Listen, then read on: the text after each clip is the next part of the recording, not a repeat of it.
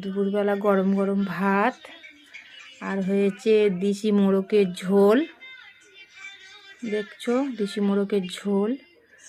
আর হয়েছে তোমার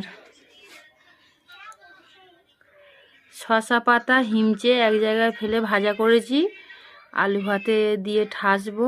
আর হয়েছে লাল শাক ভাজা।